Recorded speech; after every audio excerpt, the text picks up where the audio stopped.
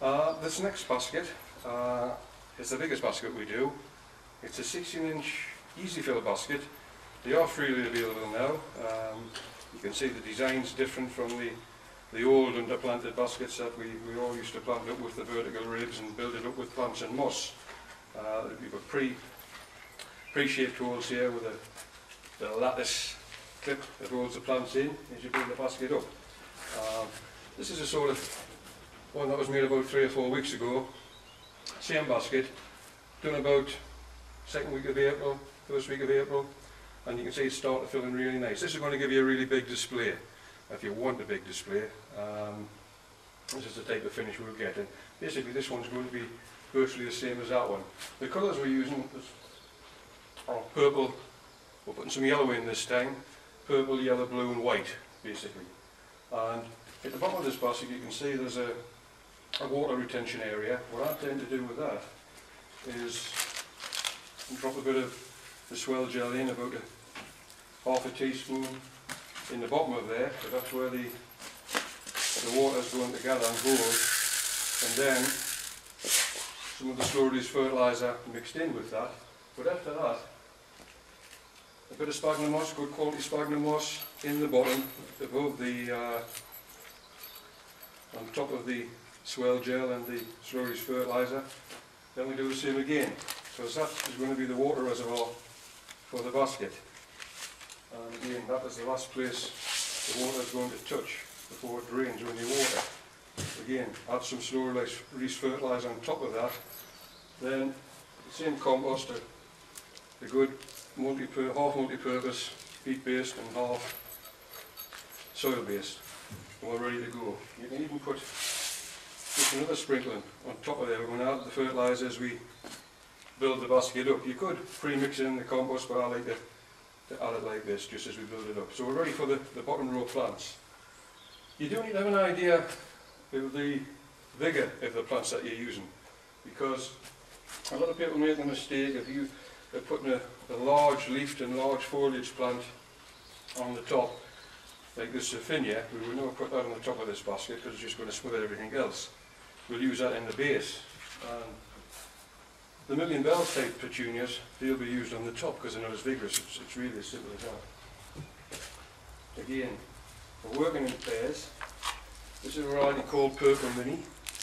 I've left the flowers on, but normally we would nip them off and you'd nip the growing tip out if you're making a basket up. We've just left a bit of colour on so you can get an idea of the colour feed. Again, the easy fed in, that's the sweep of the plant. That's telling us that's the face of the plant. Obviously that's upside down, that's on its side. It may seem obvious to a lot of people, but if you're new to hanging baskets, good tip. Again, we're having this hung up, it's very, very easy to work. That's the pair of them, the first pair in the bottom of the basket. Fuchsias, it wouldn't be a summer hanging basket without a fuchsia. I haven't met anybody yet that doesn't like fuchsias. This is a purple one, purpley and white, one called La Campanella. Very, very old variety, but a fabulous basket variety. We don't tend to use the double flowered fuchsias in the hanging baskets because they don't get as many flowers on it. The swing type, the ballerina type flowers, we don't tend to use those in the baskets. Again, you can see these large pre-formed holes that are in there make it very, very easy to get in. That's the pair on the bottom layer of the basket. What we're doing now, these curved clips that just sit on the top, and just clip them in, and that's it. You don't need to use any moss. The only time a basket like this I would use moss was if we were doing a trailing begonia basket, because you'll find that some of the begonias are they're all very, very fleshy at the neck, and you can't bruise them when you're putting them in because this gap here sometimes isn't big enough, and what you don't want to do with sort of fleshy plants like trailing begonias is to bruise the neck, because botrytis will set in and later on they'll start to rot off, and that's just because you bruised them when you were putting them in. So that's the bottom layer. in there, and again it's just a case of topping the compost up. You will lose a small amount with the mesh, but once these roots get away, all the compost will just be a massive root. You won't get any significant amount of compost falling out. Again, as we put slurry as fertiliser, it may seem a lot, but there's going to be about 28 plants in here. They're going to be in here for at least 6 months. You should be able to get with using tender perennial plants, put the gel in as well. If using tender perennial plants, you should be able to get this basket to flower right till the end of October, even early November, if there isn't a heavy frost before then. You will certainly have a bit of colour on, or should have by then. Next row of plants, Nepeta. I think everybody's familiar with the Nepeta. It's a lovely trailing plant, very, very vigorous. You can do, we're going to leave it on, but you could nip those off at the minute. When as you plan to do it, need to be as long as that at the minute, but we'll leave them on just for the sake of the last bit of this basket. What I'm going to do is put it just to the side of the large Saphinia in the base, because this is vigorous enough to push through it, and it'll give the effect that there's a bit of flower on the Nepeta as well. Again, working in pairs. Suffice to say, it's always important to make sure your plants are all wet, or well watered when you do them. There's a very, very long piece of nail, we'll just snip that off. That's going to give us a nice foliage. We wouldn't use that for the same reason we wouldn't use the Saphinia on the top of the basket, because it's too vigorous. That'll just cover everything else. This is a fabulous plant, San Vitalia.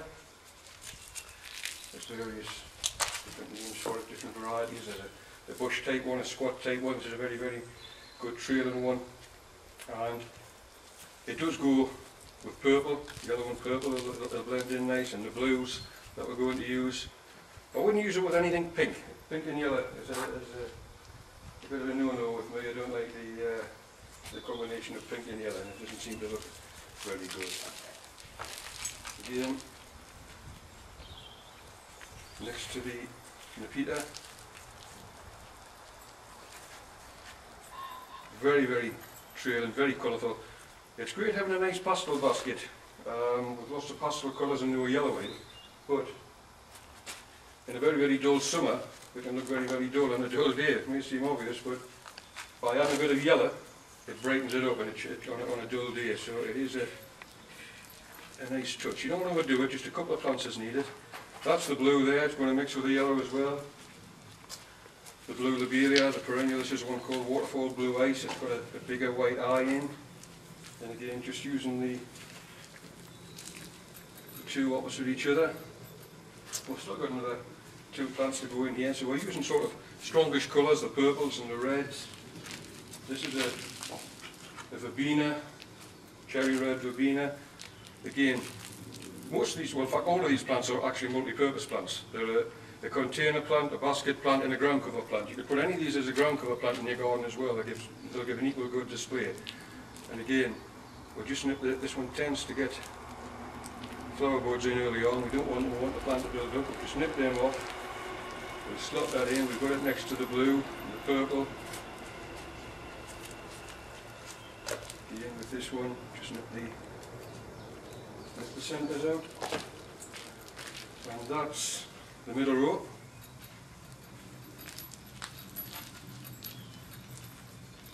We've got a nice mixture of colours, they're all going to blend together there. We've got that nice bit of foliage in as well.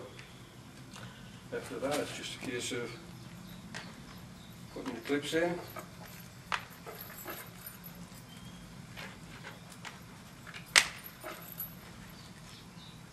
It looks fairly difficult, but these need a bit of a firmness to clip them in. It is a good design of a basket. The only problem is that the bit of art that they've left for the plants, some of the bigger plants. So a good tip is to just put a bit of moss on the inside instead of using that if you're worried about nipping the plants in. Just put a bit of moss across the back of it on the inside. Again, the fact that everything in here is tender perennial means that once you've bought them, in theory, You can overwinter them before the first frost, cut them back, trim the roots back, put them up into about a 5-inch pot, trim all the growth back as though you were looking after a fuchsia or a geranium, and you should, in theory, you can use them again. Stop the compost up. This is going to be a fairly heavy and a big basket, so there's nothing worse than seeing a nice basket hung up on a bracket that's about 10 inches long. You need at least a 20-inch bracket on this basket.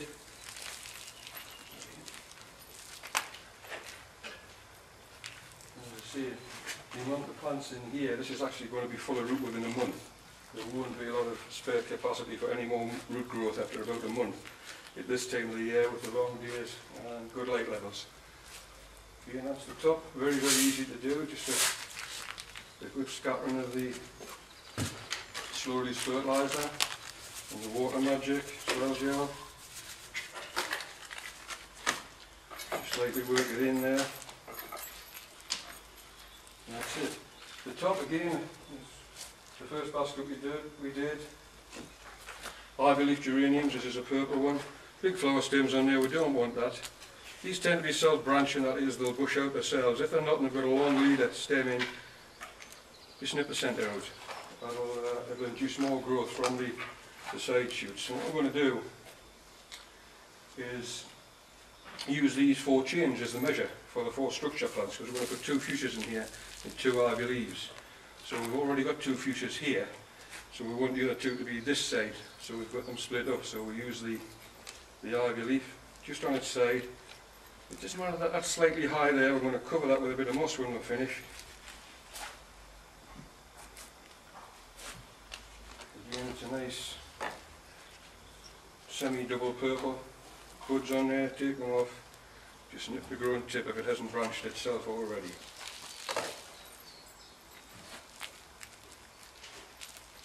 Again, very easy. The guide, the 4 chains are a good guide at the top of the basket. This is another fuchsia, a trailing fuchsia obviously for the side of the basket, called Red Spider. Very vigorous. A lot of single double flowers right through the summer. They're actually quite better in the autumn, as most fuchsias are when it gets a bit cooler.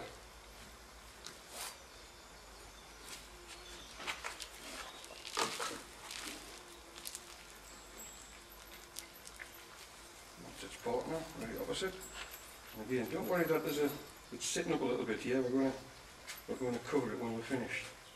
That's the 4 structure plants, the biggest foliage plants that we use in the basket. On the top of the basket there, you can see the idea. We've now got a gap for 4 plants between, and this is where we put the softer, smaller leaf plants. And again, we're going to use the white bacopa, colossal here, again in pairs.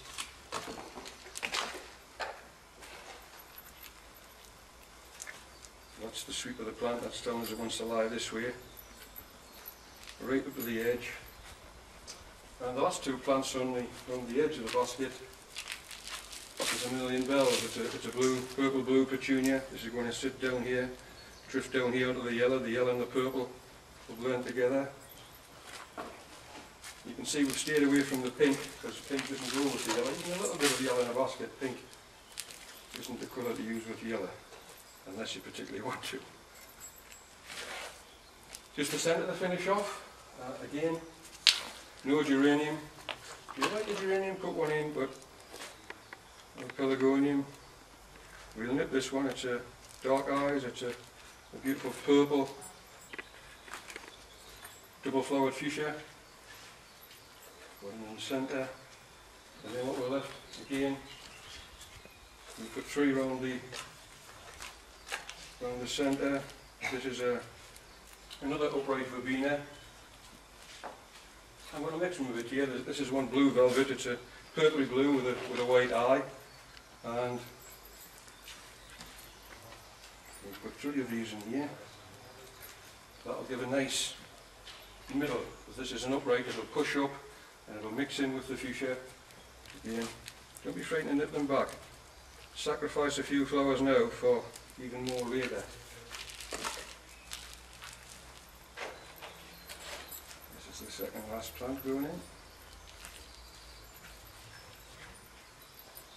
So we've actually got 24 plants in this basket, but if you want a really fabulous display, that's something you've got to use. These baskets will actually sit on a pedestal as well. If you're in a very windy position, you can buy a pedestal so high, and it's with a nice heavy frame and quite stable, and you can sit it up and use it as a nice patio container on a pedestal. That's the finish of the planting. And again, we'll just put a sprinkling of the Stories fertiliser on there. Now, another tip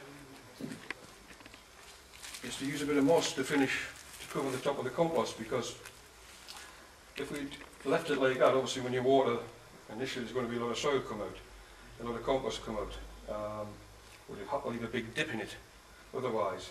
By using a bit of sphagnum moss, just lay it on the top of the compost, just took it to start behind the chain there, and you don't even need to ram it in, to nip it in, just lie it on the surface, it just nips slightly at the edge of the basket, at the lip of the basket. Most baskets hang in full sun, and the top obviously dries out the quickest. By doing this, it looks nice in the early stages, you won't see it. In a week or two, you can hardly see it on here. That was doing exactly the same, that basket there. And that will finish the basket off very, very nice. It will help conserve the moisture, and actually just water through it. It just acts like a wick. Just water through it, the water goes straight through the moss into the compost with the swell gel on in there. It's still a very low maintenance basket. There is a bit of deadheading to do on the verbenas, the fuchsia, the yellow Sanvitalia doesn't set seed, it's self-cleaning the lobelia before each plant. The bacopa doesn't need deadheading. The Saphinia's doing. There's a bit of deadheading on the fuchsias, the ivy leaf, and the verbenas. So that's a finished job. In a month's time, this will be twice as big as that. And if you want a big display, that's the basket to go for.